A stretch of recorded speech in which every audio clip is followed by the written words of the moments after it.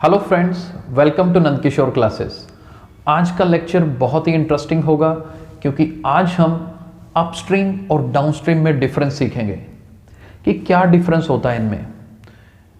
ये अपस्ट्रीम और downstream based questions competitive exams में भी आते हैं, स्कूल एग्जाम्स में भी आते हैं, बहुत इंपॉर्टेंट टाइप है।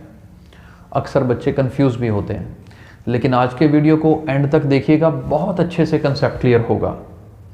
सबसे पहले समझते हैं कि अपस्ट्रीम क्या होता है। अपस्ट्रीम होता है जब आप पानी के बहाव के ऑपोजिट डायरेक्शन में मूव करते हैं।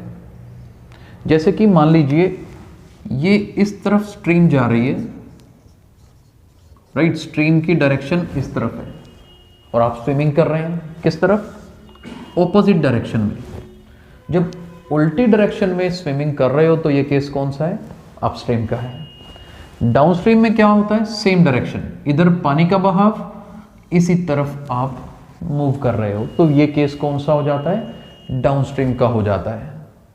अब एक बात समझनी पड़ेगी, क्या अपस्ट्रीम में क्या होगा, आपकी स्पीड स्लो हो जाएगी, जोर बहुत ज़्यादा लगेगा।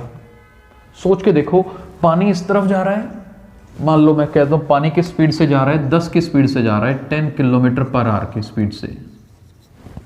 अब आप उल्टी डायरेक्शन में, ऑपोजिट डायरेक्शन में तैरना चाहते हो।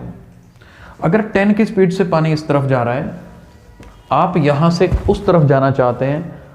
अगर आपका खुद का कैपेबिलिटी, खुद की स्पीड रुके हुए पानी में, अक्सर ये कंसेप्ट यूज होता है, क्या यूज होता है कि अगर मैं स्विमिंग कर रहा हूं तो मेरी swimming speed in still water कितनी है, मान लो 12, यानी कि मेरी कैपेबिलिटी रुके हुए पानी में कितनी है, 12 किलोमीटर पर आवर तैरने की। 10 की स्पीड से पानी उधर से आ रहा है, 12 की स्पीड से मैं उधर जाने की कोशिश कर रहा हूं, तो एक्चुअल में मेरी स्पीड तो कम हो जाएगी। समझ आ रहा है ना, कितनी हो जाएगी, 2 रह जाएगी। क्यों, 10 का जोर तो इधर से लग रहा है, मेरा जोर 12 है, 10 और 10 कैंसिल, मेरी स्पीड कितनी ज्यादा है, 2। रिलेटिव वेलोसिटी कंसेप्ट भी है फिजिक्स का जो यूज हो जाता है। ध्यान से समझिएगा, बहुत अच्छे समझ आएगा।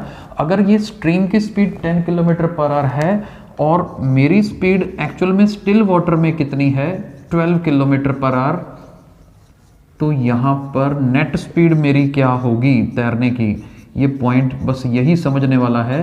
नेट स्पीड मेरी होगी 12 माइनस 10, जो कि रह जाएगी 2 किलोमीटर पर आवर। ये कंसेप्ट समझना है। आई होप समझ आ गया होगा इतने तक कि अपस्ट्रीम में स्पीड कम हो जाती है और डाउनस्ट्रीम में स्पीड बढ़ जाती है। अगर सेम केस हो कि पानी इस तरफ जा रहा है 10 की स्पीड से और मैं भी अपना हीरो बन के इसी तरफ 12 की स्पीड से जा रहा हूं, तो टोटल मेरी स्पीड कितनी हो जाएगी, 22 हो जाएगी। पानी भी तो मुझे खींच के लेके जाएगा, तो डाउनस्ट्रीम में स्पीड क्या होगी, ऐड हो जाएगी।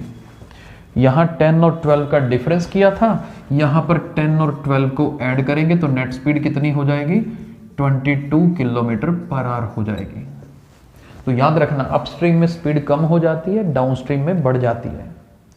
और बेसिकली मैं इसमें एक और चीज बताऊं कि अब मान लीजिए आप अपस्ट्रीम में तैर पा रहे हो, अपस्ट्रीम में आप अपनी जगह से मूव कर पा रहे हो, तो मतलब आपकी कैपेबिलिटी पानी की स्पीड से ज्यादा है। समझते हो ना, तभी तैर पा रहे हो। मान लो पानी की स्पीड 10 है, आपकी कैपेबिलिटी भी 10 है, तो क्या होगा, उसी जगह पे हाथ मारते रहना, मूव नहीं करोगे, हाँ उसी जगह पे रहोगे, दोनों ही कैंसिल आउट हो रही है ना। और अगर कहीं पानी ज़्यादा स्पीड से जा रहा है, मेरी कैपेबिलिटी कम है, तो क्या होगा, पानी मुझे बहा के ले जाएगा। मान लीजिए मेरी स्पीड, पानी की स्पीड, जैसे हम यहाँ एग्जांपल ले रहे हैं, पानी की स्पीड कितनी ली हमने, 10। अगर पानी की स्पीड 10 है और मेरी कैपेबिलिटी 8 की है, तो 10 माइनस 8 कितना होगा, 2 होगा, यानी कि पानी मुझे 2 की स्पीड से बहा के ले जाएगा। तो ये पॉइंट समझने वाला है ना कि अपस्ट्रीम में अगर आप मूव कर पा रहे हो तो आपकी कैपेबिलिटी स्पीड ऑफ स्ट्रीम से ज़्यादा होनी चाहिए। ठीक है जी। तो फाइनली क्या याद रखना है कि अपस्ट्रीम का मतलब स्पीड कम हो जाएगी, नेट स्पीड कम हो जाएगी, डाउनस्ट्रीम का मतलब स्पीड बढ़ जाएगी, राइट। ये 2 पॉइंट अच्छे से याद करिएगा। आने वाले लेक्चर्स में हम कुछ क्वेश्चंस करेंगे जिनमें ये अपस्ट्रीम और डाउनस्ट्रीम कंसेप्ट हम डेफिनेटली यूज़ करेंगे। Thank you so much.